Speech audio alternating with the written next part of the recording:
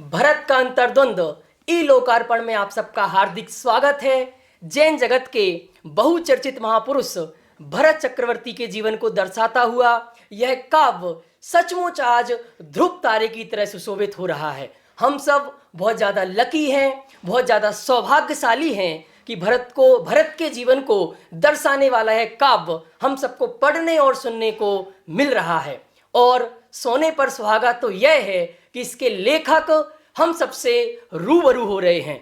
तो देर किस बात की, आइए जोरदार तालियों के साथ स्वागत करते हैं हजारों हजारों विद्वान के गुरु, सैकड़ों पुस्तकों के लेखक, पूरे जैन समाज की आन बान शान डॉक्टर हुकमचंद जी भारियल के पास। दादा, आपका इस शो में, इस कार्यक्रम में बहुत बहुत स्वागत है। इस कृति का नाम भरत का अंतर्द्वंद है।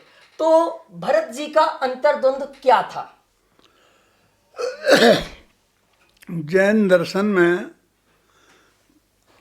प्रथमान योग माने कथान योग के संदर्भ में कुछ खाके बने हुए हैं कि तीर्थंकर 24 होते हैं, उनके पंचकल्याणक होते हैं, तो वो सभी के एक से होते हैं, फिर वो मोक्ष में जाते हैं।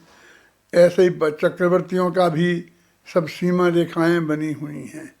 तो उन सीमा रेखाओं के अंतर्गत यदि हम हैं तो हम आगम के अनुसार ही हैं। अब 50 लेखक अपनी चीज़ें लिखते हैं और उनको वो अपने अपने तरीके से प्रस्तुत करते हैं। सही है। भरत और बाहुबली की आपस में चर्चा हुई थी। बिल्कुल। तो भरत ने क्या कहा था और बाहुबली ने क्या कहा था, ये तो शास्त्र में लिखा नहीं है।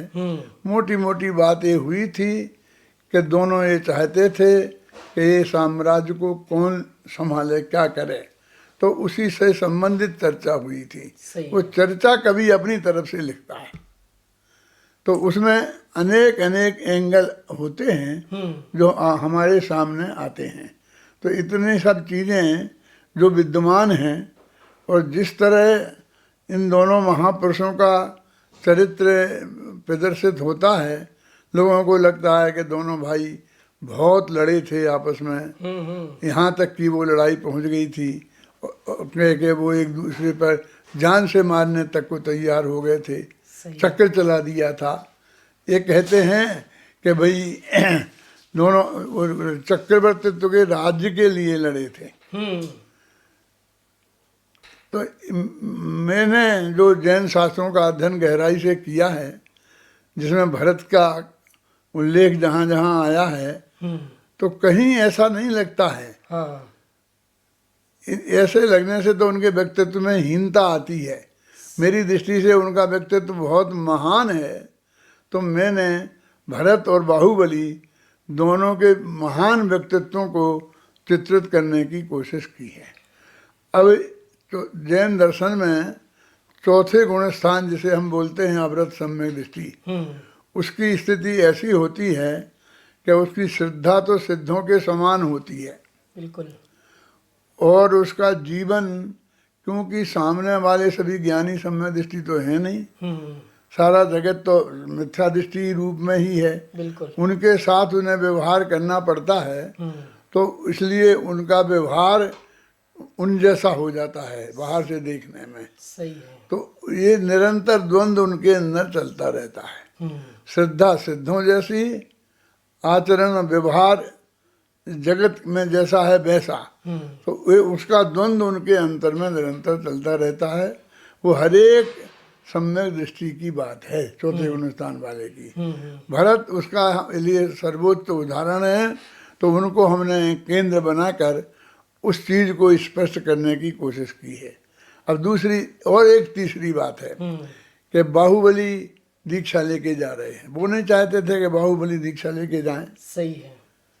लेकिन बाहुबली जा रहे हैं और यहाँ ये 6 खंडों को जीत के आ गए हैं। तो यहाँ इतना बड़ा खुशी का प्रसंग है और वहाँ बाहुबली के जाने का खेद। सही है। और यहाँ अंतरात्मा की बात, तीन चीजों के बीच में वो निरंतर उनका व्यक्तित्व उलझा रहता है। सही है। तो वो कभी अंदर जाते हैं, कभी बाहर आते हैं, कभी आ जाते हैं।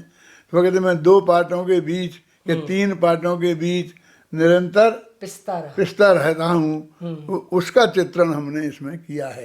इसलिए इसको हमने भरत का अंतर्द्वंद लिखा है। दादा, इसमें आपने एक जो बात कही कि श्रद्धा तो श्रद्धों जैसी है और आचरण व्यवहार हम सबका जैसा है, तो ये तो दोगला व्यवहार हो गया, द्विक्रियावादी हो गया, दोपना हो गया। तो क्लियर होना चाहिए ना, जो अंदर है वही दिखना चाहिए, अंदर में कुछ है बाहर में कुछ दिखाते हो। जब वे आत्मा की बात करेंगे तो वही बात आएगी सामने। लेकिन जो सामने सारा जगत है, मालूम की 96,000 पत्नियां थी, अब सभी समय दृष्टि तो थी नहीं। 32,000 तो मिलेच्छ खंड के राजाओं की लड़कियां थी। तो परिवार में भी ज्ञानी अज्ञानी सभी तरह के लोग हो सकते हैं। और परिवार के बाहर 6 खंड में तो कितना लोग हैं, वो कितना प्रकार के हो सकते हैं। तो उन सब के साथ व्यवहार करना है तो व्यवहार तो उसी सीमा में होगा, इसलिए उनका ऐसा होता है।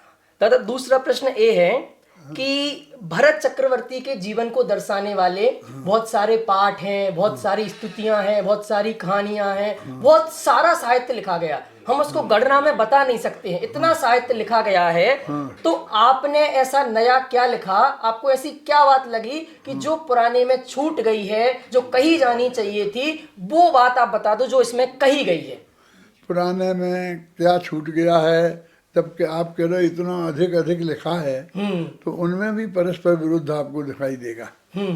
उनने सबने ही एक साथ तो नहीं लिखा है ना। तो सबकी जैसे अलग अलग दृष्टि है, ऐसी हमारी भी तो एक दृष्टि हो सकती है।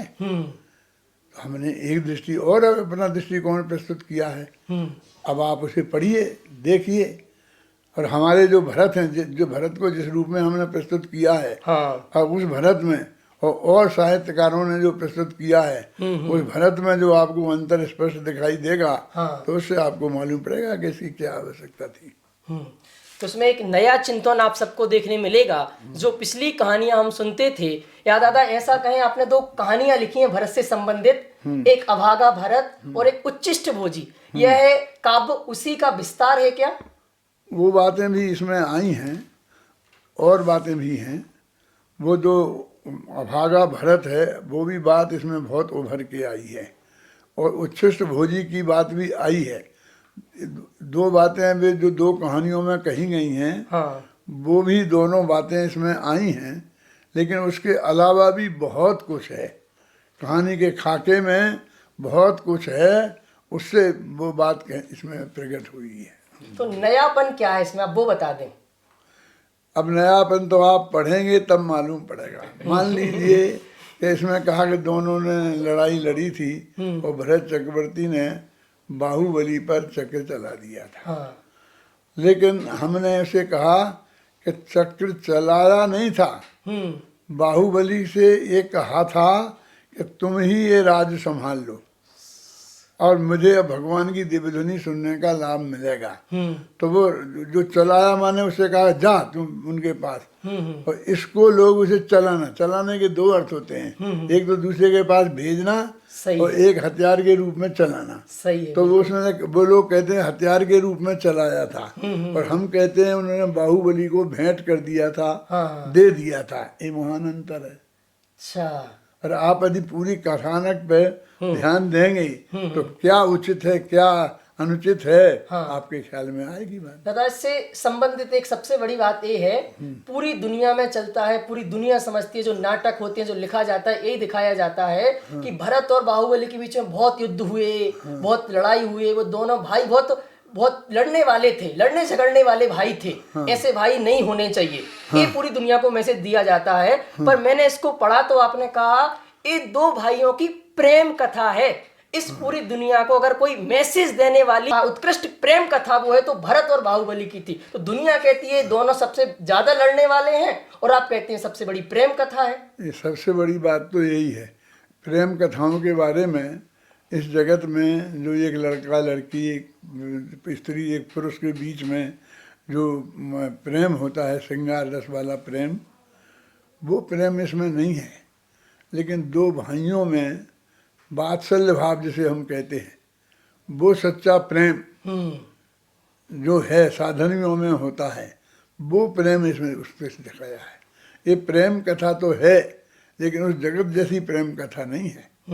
अब उन दोनों भाइयों में जब सबने संघर्ष बताया है, तो उनकी मैं आलोचना नहीं करना चाहता हूँ किसी की भी, क्यों कि जैसा मुझे स्वतंत्र अधिकार है कि मैं अपने भाव प्रस्तुत करूं, ऐसा उन्हें भी था अधिकार। बिल्कुल सही तो बात उनने है। भी वो भाव प्रस्तुत किए। मूल जो सांचा है हाँ उसमें कोई टकराव हो तो हम विरोध कह सकते हैं। सही है। ये तो टकराव नहीं है।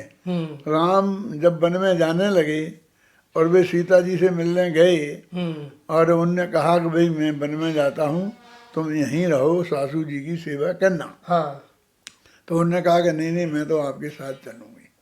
अब उनमें जो बातचीत हुई वो क्या हुई, सीता ने क्या कहा और राम ने क्या कहा, इसको हर एक कवि अपनी अपनी भाषा में लिखेगा बिल्कुल।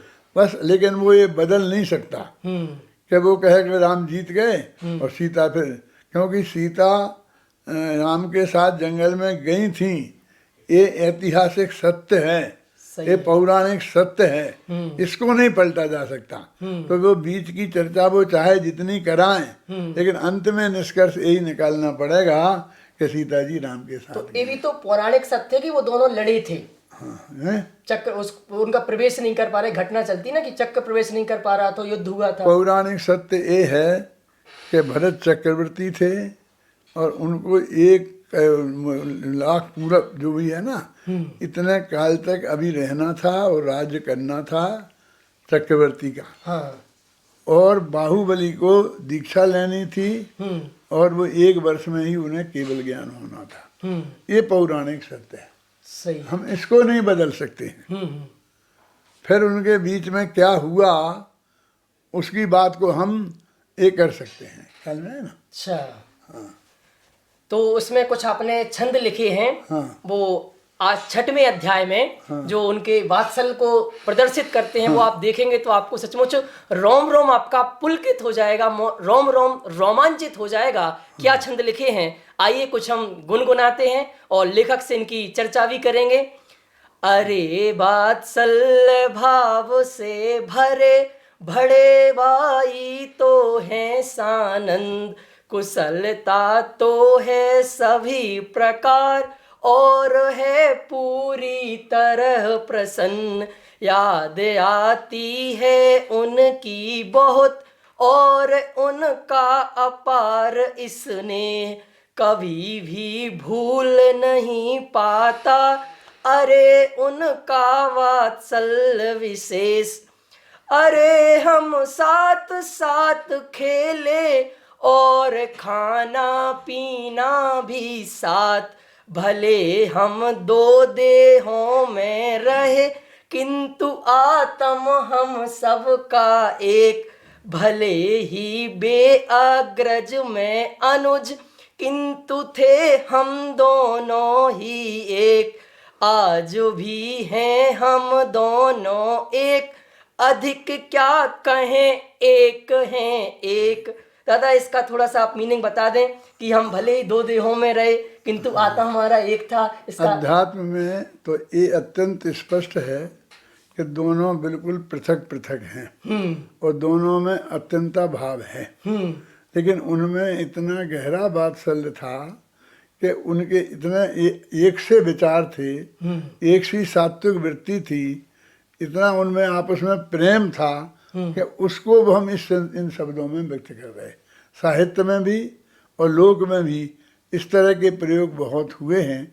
जब वो कहते हैं कि हम सब एक हैं, तो भारतवासी हम सब एक हैं, लेकिन जो 1 करोड़ अरब 30 करोड़ लोग हैं वे एक थोड़ी हो गए।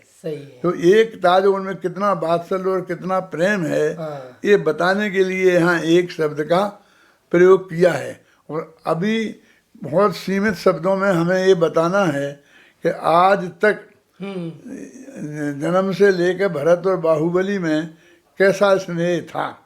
तो बाहुबली दूध से बात कह रहे हैं। सही है। जो आपने पढ़ के सुनाया ये बाहुबली दूध से कह रहे हैं। और वो कहते हैं कि वो मुझे इतना अधिक प्रेम करते थे कि हम रोजाना जब खेलते थे तो खेल खेल में जब मैं हार जाता था तो मैं रोने लगता था, छोटा भाई था। तो भरत जी मुझे जिता देते थे। क्यों? क्योंकि उन्हें ये पसंद नहीं था कि मैं कभी हारूं। वे हार जाए उन्हें उसकी चिंता नहीं थी। सही है। तो वो उस बात को भी याद करते हैं। वो छंद भी आप बोलिए। अरे हम खेल खेलते थे, खेल में कभी हार जाता, किंतु जब मैं रोने लगता, भरत जी मुझे जिता देते।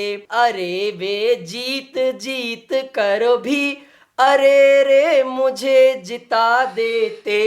अरे मैं हारूं यह उनको कभी बर्दाश्त नहीं होता, कहा करते थे सबसे यही, अरे बाहुबली सदा अजय। मुझे तो अच्छा लगता यही, सदा ही जीते वह स्वयमेव। देखो भरत जी की ये अंतिम पंक्ति में बहुत दम है। वो कहते हैं कि मुझे तो अच्छा यही लगता है कि वो वास्तव में जीते, वो हारे और मैं उसे जिता दूं, क्योंकि उसे बुरा ना लगे, ये ना हो और उसकी ऐसी पोजीशन बने कि वो वास्तव में अपनी शक्ति से ही जीते। यानी उनके हृदय में इतना अधिक वात्सल्य भाव था कि वो हारना उसने सीखा नहीं है, हारना उसे आता नहीं है, इसलिए वो हमेशा अपनी शक्ति से जीते। तो इतना वात्सल्य उनके अंदर में था। और ये बात बाहुबली कह रहे हैं कि वो मुझे ऐसे बार बार जिता देते थे और चाहते ये थे, दुनिया से यही कहते थे कि बाहुबली समय अजय है, वो उसे कोई जीत नहीं सकता है।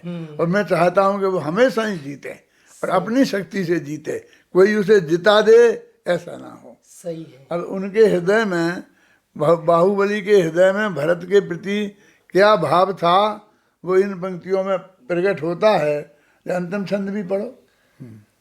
अरे यह पाकर शुभ संदेश, हृदय मेरा उल्लसित अपार, खुशी के अवसर पर सा प्रेम उन्होंने मुझे किया है याद।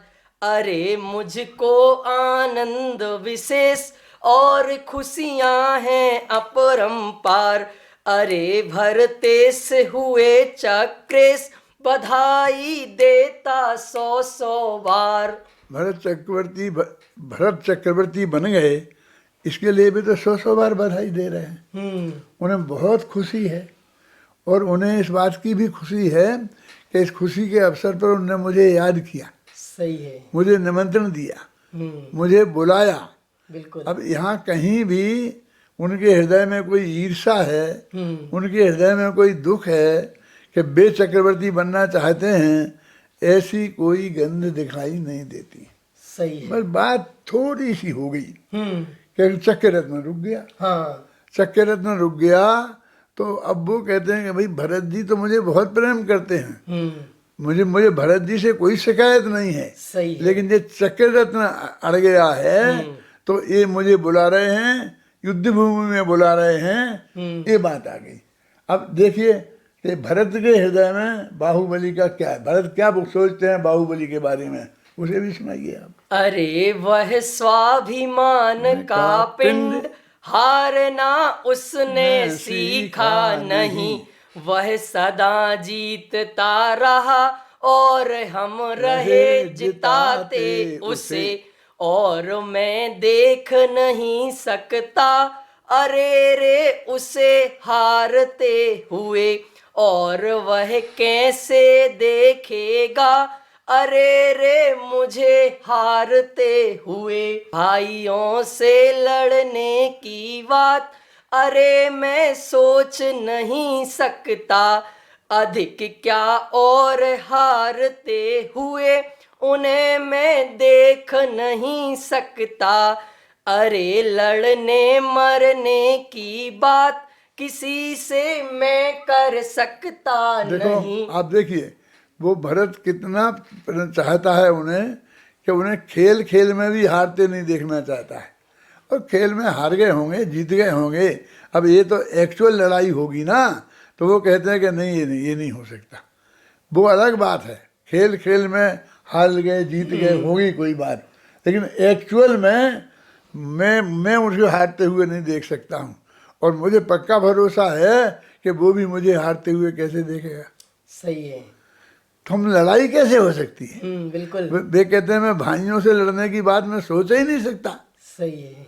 भाइयों से लड़ने की बात मैंने सोच ही नहीं सकता हूँ। तो ये भरत जो भाइयों से लड़ने की बात सोचते ही नहीं, और भाई भाई लड़ते हैं, दुनिया ये कहती है आज भी। भरत और बाहुबली भी लड़े थे, और संपत्ति के लिए होता है झगड़ा, तो आज भी भाई भाई संपत्ति के लिए लड़ते हैं, तो कौन सी गजब की बात है। तो वो भरत कहते हैं कि मुझे ये पसंद नहीं है कि दुनिया भविष्य में मेरा नाम लड़ने वालों में लें। हम भाइयों का नाम लड़ने वालों में पुकारें, और उसके नाम पर भी अपनी लड़ाई का औचित्य सिद्ध करें, ये मुझे बर्दाश्त नहीं है। पढ़ो। सचमुच उनके काय में तो छोड़ो, ना मन में ऐसा लड़ने का विचार था, ना बचनों में तक नहीं था, मन में तक विकल्प नहीं था। भाइयों से लड़ने की बात अरे मैं सोच नहीं सकता, अधिक क्या और हारते हुए उन्हें मैं देख नहीं सकता। अरे लड़ने मरने की बात किसी से मैं कर सकता नहीं, मंत्री परिषद में करो विचार, शांति से क्या हो सकता सही। यदि कोई प्रॉब्लम आ गई है तो मंत्री परिषद में विचार करो कि शांति से मामला कैसे निपट सकता है। वो कहते हैं मैं लड़ने मरने की बात मत करो, लड़ाई की अकेले बाहुबली से नहीं, मैं और दूसरे भाइयों को भी लड़ने के लिए नहीं, मैं उनने तो अपने उत्सव में शामिल होने के लिए बुलाया था। किसी से कोई तुम हमें आगे नमस्कार करो और हमारे अधीनता स्वीकार करो, ऐसी बात नहीं थी, है ना। लेकिन चूंकि वो राजमहल में नहीं बुलाकर अयोध्या के दरवाजे पर बुलाया, तो बाहुबली को ऐसा लगा कि युद्ध भूमि में बुला रहे हैं, इसलिए वो सेना के साथ आए और ऐसा झगड़ा दिखाई देने लग गया।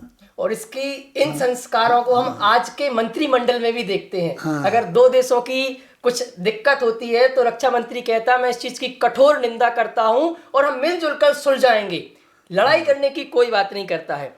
अरे हम चक्ररत्न के लिए भाइयों से लड़ सकते नहीं, किसी की संपत्ति के लिए किसी का वध कर सकते नहीं, हमारा अवधपुरी आवास कि जिसमें वध होता ही नहीं, अवध के वासी हैं हम लोग जहां पर हिंसा होती नहीं। वो अवधपुरी की व्याख्या करते हैं कि जहां वध ना हो उसका नाम अवधपुरी। उसमें ऐसा भी आएगा कि उन्होंने पूरे चक्ररत्न की दिग्विजय में एक बूंद खून की नहीं बही, सारा काम समझाहट से हुआ और सारा युद्ध हो गए, सब लोग मित्र बन गए, रिश्तेदार बन गए, कोई शत्रु नहीं बना। इसलिए इस को अयोध्या को अवधपुरी कहते हैं कि जिसमें वध नहीं हो। अहिंसा की प्रधानता के थिंकिंग वाले वो थे, तो भाइयों से लड़कर और मारने के स्तर पर जो चक्र चला दिया और मारने के लिए एक कलंक मान लो भरत के माथे पर लगा, ये मेरे को बर्दाश्त नहीं था, इसलिए मैंने ये काव्य लिखा। मैं यहाँ पाठकों का विशेष ध्यान और आकर्षित करना चाहता हूँ। आपको इस प्रकार की सारी व्याख्याएं, रियल व्याख्याएं मिलेंगी। देखो बद, मतलब नहीं, बद मतलब हिंसा, जहां पर बद नहीं वो अवधपुरी। इस प्रकार की पूरे काव्य में आपको जो एक्चुअल घटना है, एक्चुअल स्वरूप है, वही देखने को मिलेगा। यहाँ लाग लपेट वाली कुछ बात नहीं है, मिलावटी वाली कुछ बात नहीं, इसलिए आपको इसका गहराई से अध्ययन करना पड़ेगा। दादा हम इसको थोड़ा आगे बढ़ते हुए हम अपने अगले प्रश्न की ओर आते हैं। इसमें पढ़ा तो हमने देखा कि इसमें 3 जगह भक्ति की आपने। भक्ति की बात अपन बाद में करेंगे, पहले भरत जी के हृदय में बाहुबली के प्रति क्या विचार हैं, इसको भी आप पढ़ करके देख लें।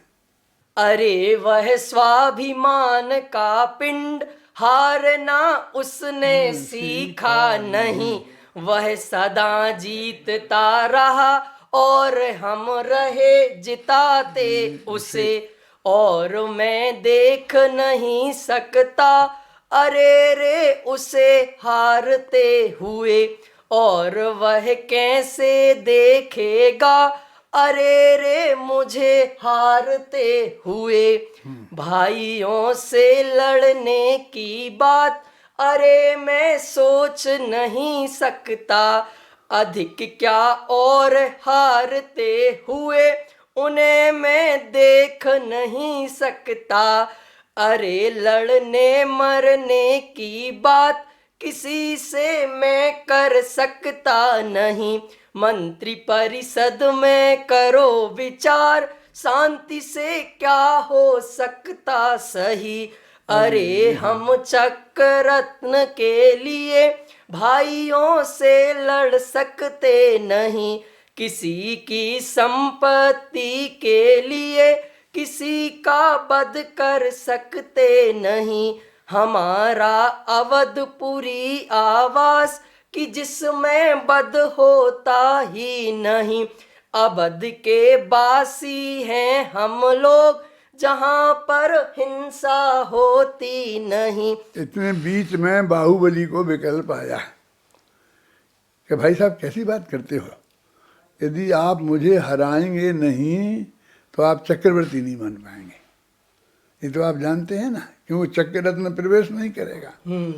तो वे जवाब कहते हैं कि हम उस चक्र रत्न के लिए भाइयों को हाथों में हारते हुए नहीं देख सकते हैं। पढ़ो ये दो पंक्तियां मार्मिक। अरे रे हमें हराए बिना चक्रवर्ती बन सकते नहीं, अरे रे और हारते हुए तुम्हें हम देख नहीं सकते।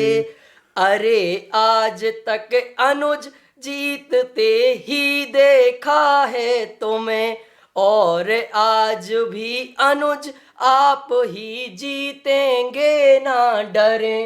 हाँ जी पढ़ो ये। अनुज तुम सब प्रकार से योग संभालो 6 खंडों का राज, जाकर ऋषभ देव के पास लूंगा दिव्य ध्वनि का लाभ।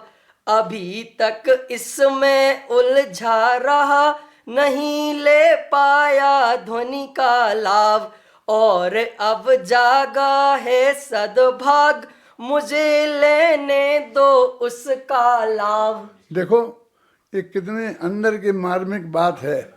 वो कहते हैं कि भाई मुझे लड़ना नहीं है, और अब एक कहते हैं कि चक्र रत्न प्रवेश नहीं करेगा, तो कुछ नहीं करे। अब मैं ये कहता हूँ कि मैं हार गया और तुम जीत गए, क्या होगा? तुम लड़ने के लिए आए हो ना, तुम लड़ना चाहते हो, तो लड़ाई से क्या करोगे? मान लो कल्पना करो हम लड़े, तो लड़ने के बाद भरत चक्रवर्ती जीते तो बाहुबली हारेंगे। उसकी जो पीड़ा, जब मैं खेल में उन्हें हारते नहीं देख सकता था तो मैं कैसे देखूंगा? सही है। और यदि बाहुबली जीत गए तो फिर क्या होगा कि राज बाहुबली को चला जाएगा। तो वो राज बाहुबली को चला जाए ये मुझे स्वीकार है, लेकिन बाहुबली को हारते देखकर वो दुखी हो ये मैं नहीं देख सकता। और उन्होंने हार स्वीकार करके बाहुबली को वो राज्य सौंप दिया, अब तुम संभालो भाई साहब। और मेरे को तो ऋषभ देव की दिव्य ध्वनि को रात को सुनने 12 बजे जाना पड़ता था। अब मैं जाऊंगा वहाँ शांति से रहूंगा, उनकी दिव्य ध्वनि का लाभ लूंगा। तो ये कितना बड़ा त्याग भरत चक्रवर्ती का था। वो इसलिए नहीं लड़े कि वे हार जाऊंगा, उन्होंने कह दिया। वो इसलिए नहीं लड़े कि बाहुबली हार गया तो क्या होगा।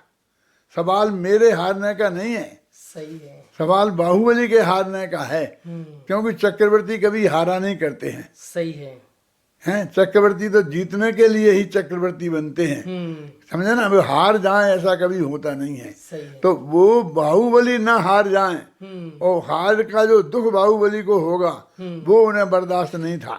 तो वो कितने अधिक महान थे, सही है, कितना अधिक बड़कपन था, वो इसमें आपको फीलिंग अंदर से करना पड़ेगा। इससे बड़ा बड़प्पन कुछ नहीं हो सकता। हाँ, भाई बस हाँ हाँ हाँ। मैं रहा तरसता बंधु दिव्य ध्वनि को सुनने के लिए, आपने लिया लाभ भरपूर और मैं भरत क्षेत्र के लिए। घूमता रहा भटकता रहा, किया ना कुछ भी अपने लिए, मिला है मुझको मौका अनुज सहज ही अरे स्वयं के ये लिए। कितनी बड़ी बात है कि वो कहते मौका मिल गया मुझे तो कि तुम आगे लड़ने के लिए। अब तुम लड़ने के लिए क्या है भाई, जीतने के लिए। तो जीत जाओगे तो राज तुम संभाल लोगे, तो मैं इस झंझट से मुक्त हो जाऊंगा, तो मैं ऋषभ देव की दिव्य ध्वनि का लाभ लूंगा। इतने उनकी खुशी हो रही है। पढ़ो अगला छंद भी पढ़ो। अरे मैं ऋषभ देव के पास निराकुल होकर कुछ दिन रहूं, और गहराई से हे भाई दिव्य ध्वनि का आलोड़न करूं। अरे भरपूर चिंतवन करूं, निरंतर मंथन करता रहूं, स्वयं का ज्ञान ध्यान श्रद्धान निरंतर ही मैं करता रहूं।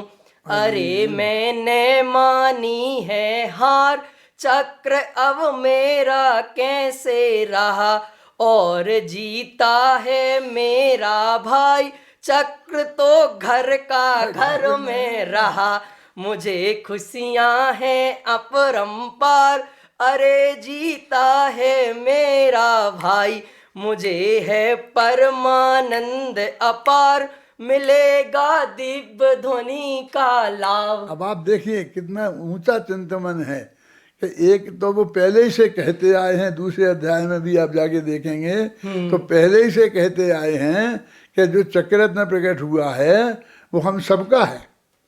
वो इक्ष्वाकु कुल में उत्पन्न हुआ है, कोई भरत के घर में नहीं उत्पन्न हुआ, पूरे हमारे जो 100 भाई हैं उनके घर में उत्पन्न हुआ है, और हम सबको मिलके इसका राजकाज सब संभालना है।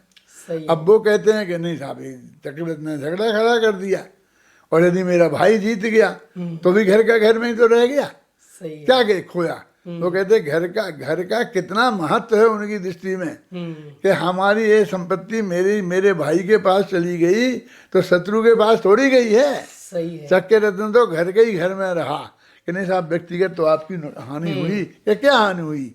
मैं दिव्य ध्वनि के लिए तरसता था, अब मैं जाके आनंद से ऋषभ देव के पास रहूंगा और वहाँ ही दिव्य ध्वनि का पूरा लाभ लूंगा जो अभी तक मैं तो दिव्य ध्वनि के लाभ की महिमा भी इसमें आती है, और उनके उस विचार की कि वो तो उनके गले पड़ गया था, चक्र उतने के गले पड़ गया था। इसमें एक पंक्ति आती है कि जिस दिन भगवान को केवल ज्ञान हुआ उसी दिन ये मेरी छाती पे आके खड़ा हो गया। 3 समाचार एक साथ आए थे। कौन? ये चक्र। अब बस मैं उसी दिन से इस झंझट में उलझ गया और सबने खूब लाभ लिया, मैं भी ले सकता था लाभ। अब आज तुमने संभाल लिया क्योंकि चक्र मैंने हार स्वीकार कर ली, तुम जीत गए। तो बाहुबली कहते हैं ऐसे थोड़ी होता जीतना हारना, खेल खेल में कोई जीतना हारना नहीं होता है। और नहीं, तुमने ही जीता है 6 खंडों को, और सबने तुम्हें ही स्वीकार किया है। उनने अपनी बेटी बहन बेटियां भी तुम्हें दी हैं, इन्हें दी हैं, वे मेरी भाभियां हो गई, परम पूज्य भाभियां हो गई। सही है। उनका क्या होगा? माँ के समान है, वे माँ के समान है। इसलिए राजा तो आप ही हैं, आपको ही चक्रवर्ती बनना है। वे कहते हैं बेटा तू संभाल, वे कहते हैं तुमको ही संभालना है। इसलिए मैं कहता हूँ ये मैं की लड़ाई नहीं है, ये तो आपकी लड़ाई है। सही है। क्या कि तुम ले लो तुम ले लो तुम ले लो, तुम संभालो। वो कहता तुम संभालो। तो आप कह दो कि आपने क्या किया इसमें, हमने ये किया, अब आपको क्या अच्छा लगता है। अब आप सोचें कि उनने लड़ा दिया, बाहुबली को बैराग हो गया। अब वो कहते हैं कि नहीं साहब उन्हें बैराग हो गया। क्यों? कि भरत ने राज्य मांगा, और वे वहाँ आदिनाथ के पास शिकायत लेके गए कि साहब आपका दिया राज्य वो हमसे छीन रहा है। सही है। तो वे वहाँ इसलिए दीक्षा ले गए। उनकी महिमा इसमें है। ऋषभ देव की वाणी दिव्य ध्वनि खिल रही, उसमें जो तत्व ज्ञान आ रहा है उससे उन्हें वैराग्य नहीं हुआ, उससे वैराग्य हो इसमें महिमा है कि भाई इसलिए कि अब राज्य जा रहा है तो इसमें वैराग्य हुआ, इसमें महिमा है। मेरा आप विचार करो। सही है। हम कहते दिव्य ध्वनि, उन्होंने ऋषभ देव की दिव्य ध्वनि सुनी और उन्हें वैराग्य हो गया। बिल्कुल। बाहुबली तो, भरत तो जिस पोजीशन में वे थे उन्हीं पोजीशन में उनको रखने वो तैयार थे। सही है। बाहुबली को तो यहाँ तक की थे कि युवराज तो वो थे ही, तो इन्हें युवराज तो बनाए रखना ही चाहते थे, लेकिन यदि उनको राजा ही बनना है तो राज भी उन्हें देने को तैयार थे, तैयार नहीं थे, दे दिया था घोषणा करके। सही है। तो दोनों ने एक दूसरे को चक्रवर्ती होने की बधाई दी। तो हम ये कैसे कहें कि वे एक दूसरे को चाहते थे कि चक्रवर्ती नहीं बने? वो कहते हैं मुझे बहुत खुशी है क्योंकि आज मेरा भाई जीता है। भाई जीता है किससे? भाई से। मुझसे ही जीता है। सही है। माने दूसरे से कहीं जीत के आए तो ऐसे भाइयों को बधाई देने वाले तो बहुत मिलेंगे, सही है। लेकिन मैं और वो उसकी लड़ाई हो और उसमें वो भाई जीते और उसमें मैं सच्चे दिल से उसे बधाई दूं, ये बहुत मार्मिक बात है। मतलब आप इसको देखेंगे उस दृष्टि से तो आपको बहुत आनंद आएगा। सचमुच विश्व बंधुत्व की भावना के लिए इससे सर्वोत्कृष्ट उदाहरण कोई नहीं है जो आपने इसमें पेश किया है। हाँ, आइए हम इसको आगे पढ़ते हैं।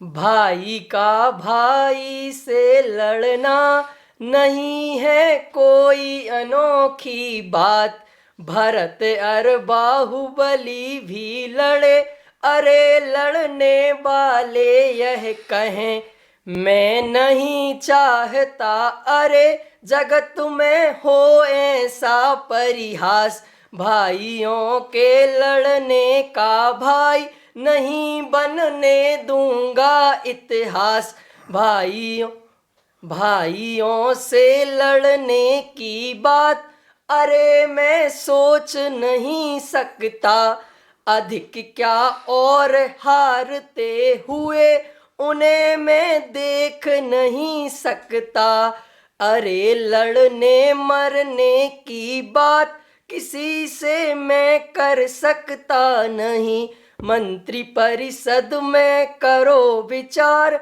शांति से क्या हो सकता सही। वो कहते हैं मैं तो ये चाहता था कि भाई भाई मिलकर रहें, और हम ही नहीं सारी दुनिया के भाई भाई भी हिल मिल कर रहें। आगे जो मैं बात बताई पढ़ो तो। हाँ। वे तो यही चाहते थे कि भाई भाई मिलकर रहें, स्वयं के नहीं जगत के भी सभी भाई मिलजुल कर रहें, हमारे बारे में यह लोग नहीं लड़ने की चर्चा करे, और कुछ सीखे तो सीखे, अरे मिलकर रहना सीखे, यदि कुछ तुम्हें सीखना है कथा से तुम सीखो यह बात, लड़ना नहीं सीखना है नहीं लड़ना सीखो हे भाई, अरे लड़ना तो जाने सभी नहीं लड़ना ही सीखना है, उलझना नहीं सीखना है सुलझना हमें सीखना है। ये तो अंतिम क्षण तो पढ़ना ही पढ़ना। हाँ, क्या सीखना है इस कथा से? सही है। हमने ये बदलाव किया कि कथा से नहीं लड़ना सीखें, जगह लड़ना सीखें, और लड़ने के लिए हमें याद करें ऐसा नहीं हो, लेकिन नहीं लड़ने के लिए हमें याद करें। सही है। हैं? ये बाहुबली भरत जी ये चाहते थे कि जगत नहीं लड़ने के लिए हमारा उदाहरण दे कि दोनों ने चक्रवर्तित्व का राज्य भी एक दूसरे को देने को तैयार हैं, लेकिन लड़ने को तैयार नहीं है। भरत ने कह दिया मैं नहीं लड़ूंगा, मंत्रियों ने तय कर लिया था कि दोनों जने लड़ें, खेल खेल में लड़ें, कि अब खेल खेल में भी नहीं लड़ूंगा। खेल खेल में बहुत लड़ लिया, लेकिन ये खेल खेल की लड़ाई को युद्ध के रूप में वो किया जा रहा है, इससे बड़ा फैसला होने वाला है। तो वो फैसला जो होना है वो मुझे स्वीकार नहीं है कि वो मेरा भाई हार जाए। तो मैं इसलिए मैं कहता हूँ कि मैं हार गया और वो जीत गया। अब जीत गया का परिणाम तो यही होता है कि वो राज्य संभाले। सही है। अब वो योग्य व्यक्ति है, आज संभाल ले वह राज्य, तो मुझे थोड़ी शांति मिले। मैं ऋषभ देव की वे नहीं कहे मैं दीक्षा लेके जाकर मैं मुक जाऊंगा, वो तो कहते मैं तो ऋषभ देव की दिव्य ध्वनि का लाभ लूंगा, सही है ना। और बाहुबली कहते हैं कि नहीं मैं तो दीक्षा लेके जाऊंगा। तो दीक्षा लेके बाहुबली कहते हैं कि मैं जाऊंगा, तो आप विचार इस बात का करो कि उनका 1 बरस रह गया था केवल ज्ञान होने में, इसलिए उनको इस तरह का विचार आया। सही। काल लब्धि आ गई थी दीक्षा लेने की, इनकी काल लब्धि नहीं आई थी। इनकी काल लब्धि 1 लाख पूरा कितना है ना वो, इतने बाद आने वाली थी। तो तब ये दीक्षा लेंगे और तब उन्हें केवल ज्ञान होगा। तो ये तो एक सुनिश्चित प्रक्रिया थी, हमने इस चीज को सामने प्रस्तुत किया। इसमें वो बात जो आप कहते हो ना, हमसे जब फिर उनको समाचार मिला कि भरत बाहुबली पूरी सेना लेकर के आ गए। बाहुबली इधर हार गए कि राज्य नहीं मिला इसलिए गए, है ना, इसलिए गए। इसमें महानता नहीं है बाहुबली की, उनको जगत का स्वरूप ख्याल में आया और उनकी काल लब्धि आ गई थी। तो निमित्त तो उनको ये भी हो सकता है ना, इसलिए उन्होंने भरत को कहा कि भाई साहब आप ही संभालो इस दुनिया को, यही है हमसे गलती होगी जो हमने आपको डिस्टर्ब कर दिया, क्या ऐसा करके, है ना। सही है। इसमें आया हमसे ये गलती हो गई इसलिए हम आपसे माफ़ी मांगते हैं। तो वो तो बिल्कुल एक हो गए, उसमें कोई झगड़ा रहा ही नहीं ना। अब इसलिए उससे वे क्यों गए, और फिर उनको 1 बरस में केवल ज्ञान हो गया। ऐसी कौन सी बड़ी आफत आ गई थी कि वो कहे कि साहब अभी तक क्यों नहीं हुआ, अभी तक क्यों नहीं हुआ। और भरत जी ने जाके जब कहा कि हमारी भूमि नहीं है तुम्हारी है, तब उनकी समझ में आई जब भूमि उनकी है उनकी नहीं है। इसलिए ये नहीं, और जब केवल ज्ञान हो गया तब भरत उनके पास गए और फिर उन्होंने पूरी स्तुति करी। भरत ने उनकी महानता को स्वीकार किया, एक दूसरे की महानता को सबने स्वीकार किया। इसमें अंत में वो भी आया है कि जब भरत चक्रवर्ती का अंत समय आ गया और ऋषभदेव का के मोक्ष हो गया तो वे बहुत दुखी थे। तो उनके भाई जो ऋषभसेन गणधर थे तब तक वे उन्हें केवल ज्ञान नहीं हुआ था, समझ गया ना। तो उनने समझाया, वो ऋषभसेन ने जो करोड़ों वर्ष पूर्व दीक्षित हो गए थे, कब ऋषभदेव ने जब दीक्षा ली थी उनके साथ, और जब वे मोक्ष चले गए, इतना जो काल है ऋषभदेव का, तब उनने भरत को समझाया कि आप कैसे, कि बेटा अब आपका भी काल आ गया, आपके सब भाई चले गए, अब आपकी काल लब्धि आ गई, अब आप भी समझो और आप भी दीक्षा लो। तो फिर भरत ने दीक्षा ली और उन्हें अपने आप ही दीक्षा ली फिर, क्योंकि ऋषभदेव तो चले गए थे, ख्याल में है ना, ये उन्होंने समझाया। उसके बाद ऋषभसेन को केवल ज्ञान हुआ। अब एक आदमी इतने लंबे, उसी कहानी में इतने लंबे काल तक दीक्षा ले ली और केवल ज्ञान नहीं हुआ, और एक को 1 वर्ष में भी इतना इतना हल्ला खड़ा कर दिया कि नहीं हुआ और ना हुआ, ये हो गया और वो हो गया, ये हो गया। तो आपका जवाब मिल गया। क्वेश्चन क्या था? क्वेश्चन था कि हमने तो सुना है बहुत लड़ने झगड़ने वाले थे और आप रख रहे हैं वो बहुत अधिक वात्सल्य वाले थे। तो सचमुच ये डॉक्टर वारिल्य के भरत बाहुबली हैं जिन्होंने पूरी दुनिया को मैसेज दिया है कि भरत बाहुबली लड़ने वाले नहीं थे, युद्ध करने वाले नहीं थे, वो तो बहुत अधिक प्रेम वाले थे, बहुत अधिक वात्सल्य करने वाले थे। तो ये डॉक्टर साहब की विशेष विशेषता है जो आपको इस पूरे काव्य में नजर आएगी। और अब मैं निवेदन करता हूं आप सबसे, एक मैं गुजारिश करता हूं। गुजारिश यह है कि पूरी दुनिया में तो अभी तक लड़ने झगड़ने वाले भरत बाहुबली चलते हैं। आपने उन्हीं के बारे में नाटक देखे हैं, उन्हीं के बारे में सब कुछ सुना है। क्या आप इस महावीर जयंती पर एक नया उपक्रम चालू कर सकते हैं?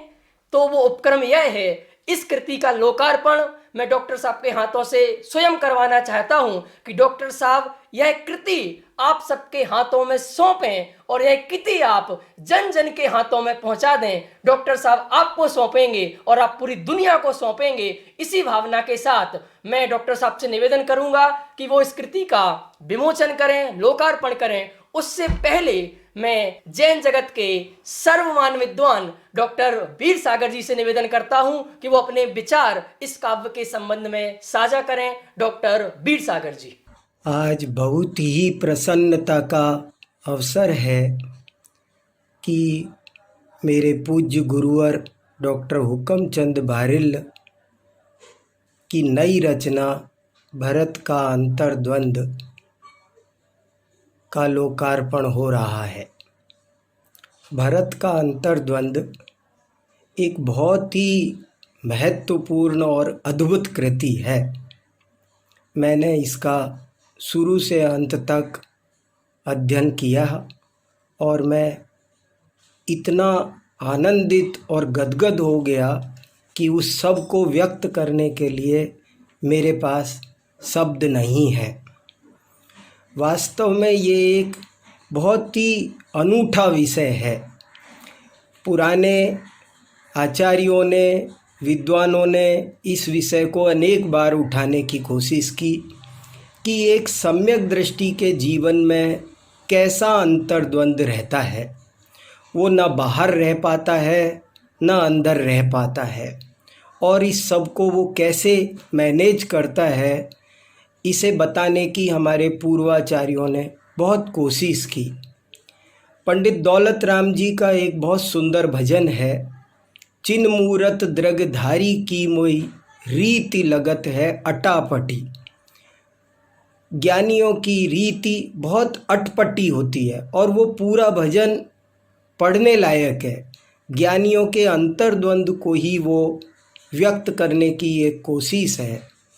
उसमें लिखा है कि बाहर नारक कृत दुख भोगे अंतर सुख रस घटाघटी। वो बाहर में नरक में रहता है लेकिन अंतर में सुख रस का घटाघट पान करता है। इसी तरह उसमें लिखा है, रमत अनेक सुरनि संग पैतिस परिणति ते नित हटाहटी। वो स्वर्ग में हो तो अनेक देवांगनाओं के साथ भोग भोगता दिखाई देता है, लेकिन अंतरंग में वह उनसे एकदम विरक्त रहता है। भरत चक्रवर्ती के नाम पर भी बहुत गलत फहमियाँ दुनिया में व्याप्त हैं। लोग भरत को केवल उसके वैभव से जानते हैं, उसके चक्रवर्तित्व से जानते हैं, लेकिन ये कृति है जो बताती है, बहुत ही खोल कर हमारे सामने रख देती है कि भरत का ध्यान 6 खंड पर नहीं, अपने अखंड आत्मा पर है। और वो कितने उच्च कोटि के जिनेंद्र देव के भक्त हैं, जिनवाणी के भक्त हैं, वे अपनी आत्मा के आराधक हैं। इस बात को उजागर करने में इस कृति का कोई सानी नहीं है। मैं तो बहुत ही गदगद हो गया इस कृति को पढ़ कर के। इस कृति में और भी बहुत सारी बातें हैं। एक ये भी बहुत इम्पोर्टेंट बात है कि सारी दुनिया भरत और बाहुबली को भाई भाई के युद्ध के रूप में जानती है, लेकिन ये कृति उनके अगाध स्नेह को, कैसा भाई भाई का अद्भुत प्रेम था, इसको भी व्यक्त करती है। इसी तरह भगवान की भक्ति कैसे होती है, ये भी एक अद्भुत विषय इस कृति से सीखा जा सकता है। अरे ये तो आध्यात्मिक विषय हुए। मैं क्या बताऊं मित्रों, ये कृति इसलिए भी बहुत अधिक उपयोगी लगी कि इससे राजनीति भी सीखने को मिलती है। भरत ने एक बूंद भी खून नहीं बहाया और 6 खंड को जीत लिया, प्रेम से जीत लिया, हंसते खेलते जीत लिया। सबके प्रति अगाध मैत्री और प्रेम को लेकर उन्होंने इतना बड़ा कार्य कर दिखाया। इससे हमारे राजनेताओं को भी बहुत कुछ सीखने को मिल सकता है। इसी तरह और भी अनेक बातें हैं जो इस कृति से सीखी जा सकती है। मैं तो आज बहुत प्रसन्न हूँ। आज भगवान महावीर जयंती के दिन ये भरत का अंतर्द्वंद कृति का लोकार्पण हो रहा है। ज्ञानियों के दुविधामय जीवन को, दुविधा कब जई है या मन की, उस दुविधामय जीवन को बहुत ही सुगमता से प्रस्तुत करने में इस कृति ने अद्भुत सफलता प्राप्त की है। मैं इसके लेखक गुरुजी को बारंबार प्रणाम करता हुआ अपनी वाणी को विराम देता हूँ। धन्यवाद। बहुत बहुत धन्यवाद डॉक्टर वीर सागर जी भाई साहब का। और अब मैं निवेदन करता हूं श्री टोडरमल दिगंबर जैन सिद्धांत महाविद्यालय के प्राचार्य पंडित शांति कुमार जी पाटिल साहब से, जो दादा के साथ रहे हैं, रहते हैं और पूरा काव्य बहुत बारीकी से उन्होंने इसको पढ़ा है, तो वो इस काव्य के संबंध में अपने विचार साझा करें। डॉक्टर शांति कुमार जी पाटिल साहब। नवी अत्थि मध्य किंचिवी अन्नम परमाणु मित्तम्पि। पर पदार्थ परमाणु मात्र भी मेरे नहीं हैं, ऐसा मानने वाले क्षायिक सम्यक दृष्टि भरत का 6 खंड का अधिपति होना, परद्रव्य से रंच मात्र भी सुख नहीं है, ऐसा मानने वाले निष्प्रिय भरत चक्रवर्ती का 96,000 रानियों का पति होना, ये श्रद्धा और चारित्र के अंतर्द्वंद्व को बताता है। इसी प्रकार के अनेक अंतर्द्वंद्वों को स्पष्ट करते हुए आदरणीय डॉक्टर हुकुमचंद जी भारिल ने अपनी नई कृति भरत का अंतर्द्वंद्व प्रस्तुत किया है। उनकी अपनी तार्किक और तात्विक शैली में पौराणिक घटनाओं को और भरत के पारंपरिक व्यक्तित्व को नए दृष्टिकोण से देखने का प्रयास किया है। यह कृति भरत को चक्ररत्न की प्राप्ति, पुत्ररत्न की प्राप्ति एवं तीर्थंकर ऋषभदेव को केवल ज्ञान की प्राप्ति होने के 3 समाचारों के एक साथ मिलने से प्रारंभ होकर के भरत चक्रवर्ती को मोक्ष की प्राप्ति होने पर पूर्ण होती है।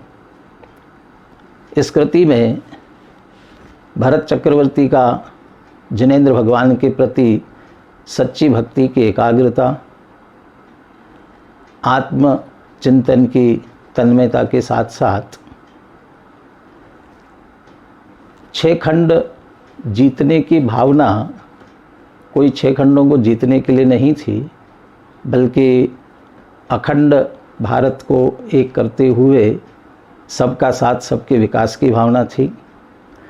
चक्ररत्न की प्राप्ति में भी उसे वे अपनी उपलब्धि नहीं मानते थे, बल्कि इक्ष्वाकु वंश की और सारे अपने परिवार की उपलब्धि मानते थे। इससे उनकी निष्प्रहता प्रदर्शित होती है। उनका परिजन पुरजनों के साथ जो अच्छा व्यवहार था, वो उनका निश्चय के साथ व्यवहार के संतुलन को प्रस्तुत करता है। भरत और बाहुबली के युद्ध के प्रसंग को नए दृष्टिकोण से प्रस्तुत करते हुए भ्रातृस्नेह की जो एक नई मिसाल पेश की है, जो आज की दृष्टि से भी बहुत प्रासंगिक हैं। डॉक्टर भारिल जी के आजकल के जो चिंतन मनन के, लेखन के, प्रवचन के मुख्य विषय बनते हैं, ऐसे वस्तु स्वातंत्र्य, अकर्तृत्व, पंच समवाय, क्रमबद्ध पर्याय और सहजता आदि विषय आत्महितकारी होने से इस काव्य में भी अनेक प्रसंगों में युक्ति और दृष्टांत के साथ बहुत ही मार्मिक तरीके से स्पष्ट हुए हैं। मेरा सौभाग्य रहा है इस कृति के लेखन के साथ साथ ही मुझे इसे पढ़ने का अवसर मिला। इन सब दृष्टिकोणों को ध्यान में रखते हुए इस कृति को हमें मूल से पुनः पुनः अवश्य पढ़ना चाहिए, ऐसी मेरी मंगल भावना है। बहुत बहुत धन्यवाद डॉक्टर शांति कुमार जी पाटिल साहब का। और अब मैं निवेदन करता हूं युवाओं की धड़कन, अंतरराष्ट्रीय ख्याति प्राप्त विद्वान डॉक्टर संजीव कुमार जी गोधा से कि वो अपनी शैली के माध्यम से इस काव्य की शैली पर प्रकाश डालें। डॉक्टर संजीव कुमार जी गोधा। ओम नमः सिद्धेभ्य। आदरणीय डॉक्टर हुकुमचंद जी भारिल द्वारा लिखित भरत का अंतर्द्वंद नामक पुस्तक लिख करके पूर्ण हो गई है और उसके लोकार्पण का यह प्रसंग है। कैसे होते हैं चक्रवर्ती और चक्रवर्तित्व के साथ में अंतर में क्षायिक सम्यक्त्व। एक तरफ अंदर में आत्मा का अवलंबन और दूसरी तरफ बाहर में 6 खंड की विभूति को संभालना, इन दोनों में बैलेंस किस प्रकार का होता है। सम्यक दृष्टि जीव की गृहस्थी, सम्यक दृष्टि जीव का बहिरंग और सम्यक दृष्टि जीव का अंतरंग, इन दोनों में किस प्रकार का बैलेंस होता है, इस बात को बतलाने वाली यह अत्यंत सुंदर और मार्मिक रचना, मार्मिक कृति हम सबके महाभाग्य से हमारे सामने आ गई है। बचपन से ही जब भी हम पढ़ते थे मोक्ष मार्ग प्रकाशक ग्रंथ की वे अधूरी पंक्तियाँ जो 207 नंबर पेज पर पंडित टोडरमल जी साहब ने लिखी है, भरत आदि सम्यक दृष्टि ज्ञानी जीवों की विषय कषायों में प्रवृत्ति कैसी होती होगी उसे हम आगे लिखेंगे, वे नहीं लिख पाए। और यह काम आज दादा की लेखनी के माध्यम से पूरा हुआ है।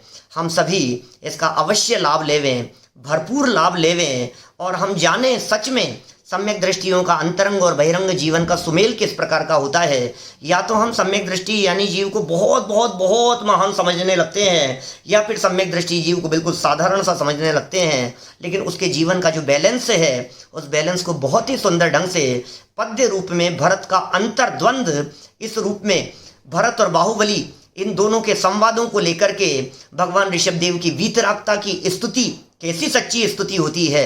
भगवान बाहुबली स्वामी के केवल ज्ञान हो जाने पर उनकी स्तुति, उनके दोनों के बीच में जो युद्ध हुए उन युद्धों की वास्तविक स्थिति क्या होगी, ये बहुत ही सुंदर, इतना मार्मिक चित्रण कि दादा लिखते जाते थे और हम उसे पढ़ते जाते थे और रोजाना ऐसे लगता था कि और लिखें, दादा और क्या लिखा, दादा और क्या लिखा। आप लोगों को निश्चित रूप से उसका लाभ मिलेगा। उसके मार्मिक स्थलों की चर्चा दादा हमारे बीच में करने वाले हैं। कल से प्रतिदिन दोपहर में ठीक 3 बजे, 3 से पौने 4 बजे तक भरत के अंतर्द्वंद के ऊपर दादा स्वयं उसकी व्याख्या करेंगे, उसके मार्मिक स्थलों को बतलाने वाले हैं। लाभ लेना न भूलें, सभी लोग अवश्य अवश्य लाभ लेवें। जय जिनेंद्र। बहुत बहुत धन्यवाद डॉक्टर संजीव कुमार जी गोधा को। और अब आप सबके हाथों में यह कृति सौंपने के लिए मैं कृति के ही लेखक डॉक्टर हुकमचंद जी भारेल साहब से निवेदन करता हूं कि वो इस रिमोट का बटन दबाकर इस कृति का ई लोकार्पण करें। डॉक्टर हुकमचंद जी भारेल साहब सभी अपने स्थान पर खड़े होकर बोले आदिनाथ भगवान की जय, आदिनाथ भगवान की जय, भगवान भरत स्वामी की जय हो, बाहुबली भगवान की जय हो। इस प्रकार एक कृति हम आपके हाथों में सौंप रहे हैं और डेली 3 बजे से 3:45 तक इसी प्रकार हम इस कृति का एक एक अध्याय का पाठ और मार्मिक बिंदुओं की चर्चा करेंगे। आप देखना और सुनना ना भूलें और अपने इष्ट मित्रों को बताना ना भूलें। सभी को सादर जय जिनेंद्र।